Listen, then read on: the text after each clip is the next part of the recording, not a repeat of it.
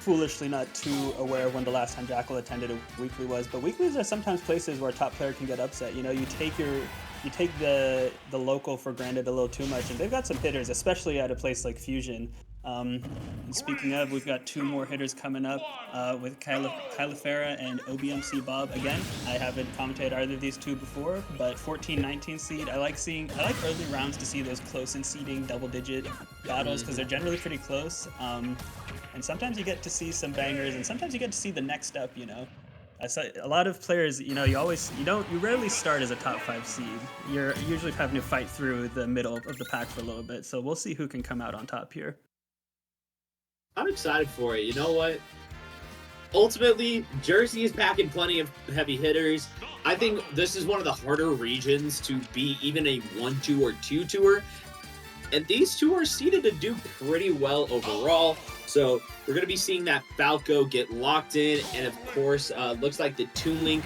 I'm excited. These characters a little bit less common, especially that Toon Link. Especially at the higher levels, but ultimately, I feel like they both got a lot of tools, especially with this meta. They both got some decent mobility overall, not too awful, but so far we're starting off with some of that key aggression from Falco. Yeah, I think, you know, this is not a matchup I personally am too familiar with, but I could see it being tough, honestly, for both characters. I could see Young Link kind of getting juggled pretty hard by Falco's very strong combo tools, which we're kind of already seeing, because unlike Young Link and Adult Link, Toon Link does not have a really good get-off-me tool like a Nair. However, I could also see Falco getting messed up if Obmcbob is able to set up a little bit with the projectiles. However, we've seen like maybe single-digit projectiles thrown this match because of how on top of things Caelifera has been. So looking really good for the Falco players so far. Let's see if Toon Link can get something started, Jin. Yeah, and we are seeing a little bit come through now from the Tink, but don't matter. We're getting that roll in straight into some massive damage. So far, Caelifera doing a phenomenal job. Wow, I thought you were dead. I'll keep it a buck. Yeah, I thought someone was dying there for sure, but both are coming out not quite unscathed, but at least back into center.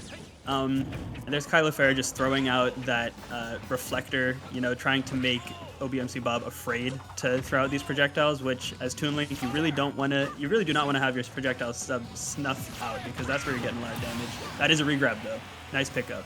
Caelifera moving a little bit too fast there, and allowing a chance for Bob to come back potentially, but let's see what this ledge fracture leads to. That is one thing I'm curious to see. Of course, you have some very different styles of play when it comes to Toon Link. There are some pretty good combo game, especially when utilizing the back air. So far, we're seeing very heavy neutral play, and I enjoy that. We're seeing a lot of these Zers come through. Caelifera, I'm going to get caught up in that back air doing some massive damage, but that being said, you can't be overextending. Otherwise, we are going to be popping that bomb now, rolling on in, finding the next hit, not quite getting the bomb fair, that bread and butter kill confirmed. Still, though, we are in the driver's seat, and we are taking it home as we get that next stock. Yeah, great stuff from Obmcbob there. This game started so strongly in Caelifera's favor, and you know, Bob just sort of kept his head down, you know, set up the wall, knew what he needed to do, and now we've got some crazy juggles.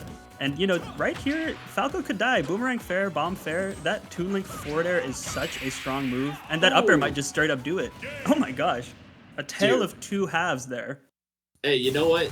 That sword been killing a lot more dangerous foes than this bird, and it's going to do the job here. So, last, I want to think about what Caelifera can do better. Ultimately, it came down to, all of a sudden, Bob started getting the feel for the neutral, and it became very difficult for us to see any starts happen for the Falco main.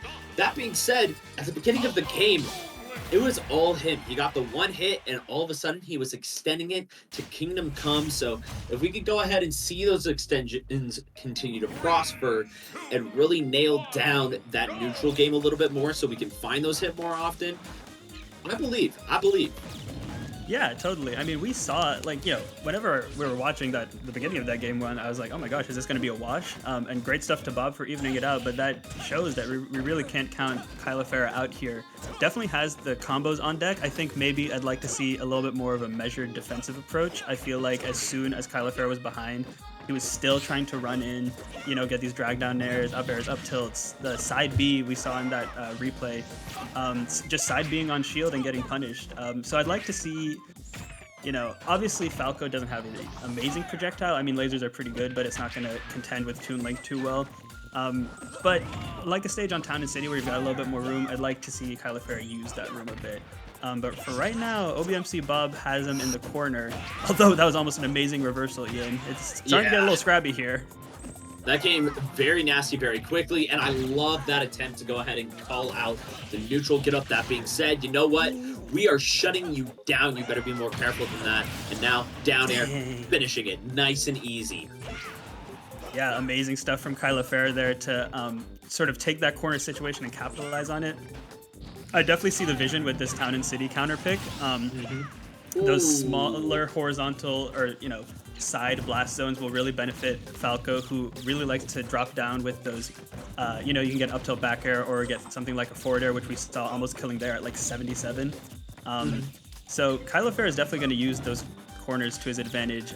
But again, we talked about the amount of space on Town and City being good for Caelifera, but it's also going to be good for Bob to sort of set up with his projectiles, which we haven't seen a ton of just yet, as Caelifera is starting to put things together a little bit. And not quite with those big explosive combos, but with, some damage here and there. Now we see the laser game starting. The set is evolving pretty quickly, and I honestly couldn't tell you how it's going to go from here.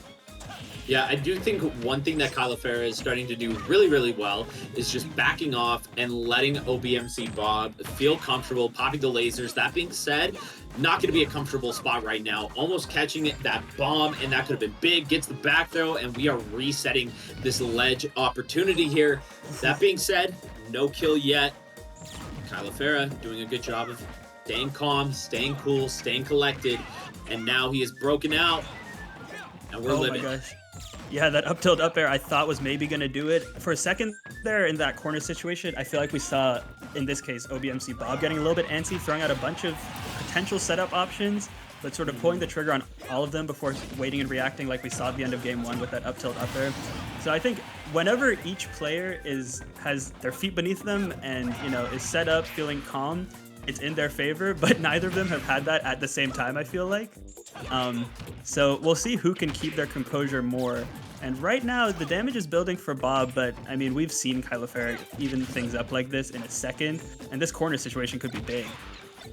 That's the thing. Falco's got a lot of really good options to go ahead and shut out an opponent. But right now, Bob putting on the pressure with the boomerang, able to get the return hit to get that extra little bit of damage here, and catches the F tilt too. Caelifera starting to be put on notice here. Gotta find something if he wants to bring it to game 3, but Bob holding it down nice and calm and finds the bomb forward air to go ahead and secure it. Caelifera going to be headed down to loser side. Yeah, really good stuff from Bob there. We saw so many flashes of Caelifera where it looked like he physically would not lose the set with how hot he was playing with the combos, but I mean, that's kind of just a factor with Falco, especially against a zoner like Toon Link that has so many setup options, Like, you can get those big explosive confirms, but it's kind of a war of attrition, and if you're getting hit by more of these setups than you're getting, it doesn't matter how much damage you get off of each one. That was a really nice down air up air from game 1 to throw things off. And here, we see a little bit of that combo game that Caelifera had. There was that crazy situation where both of us thought someone was dying. Oh, for real. I mean, Caelifera was just getting so aggressive there, and yeah, that was definitely a misinput right there. You were definitely meaning to come back up and get that shine, but I think a lot of it just boiled down to, like, there were moments where Caelifera seemed a little bit nervous, a little bit unsure, and Obmcbob really never struggled. He never, he struggled, but he never let it show, right? If you keep the nerves of steel ready, then you're always going to make sure that you aren't dropping these necessary pickups to get the kill. Yeah, I totally agree. And like, to touch on that, we saw it in that replay of game 1 on the second stop, where Caelifera was just jumping and jumping and jumping, and Obmcbob was behind but stood firm and popped the up smash at the right time and got that confirm. It's like you said, getting what you need to when you need it, and that is what led to an Obmcbob victory here. And as you're seeing with these replays, it was close for most of the sets. It really wasn't until the last stock that Bob started to really pull ahead, as in both situations we've seen, he was able to pretty convincingly take the game at the end. I love that returning boomerang. You've shouted out a couple of times, Yin, but it's so important in all three of the Link's toolkits to be able to have that disruption there. And it's like a free confirm on pretty much any kill move, you know, returning boomerang fair, returning boomerang up smash, like, or it could just combo break as we saw a couple times. So really great stuff to Bob and good usage of the projectile game there.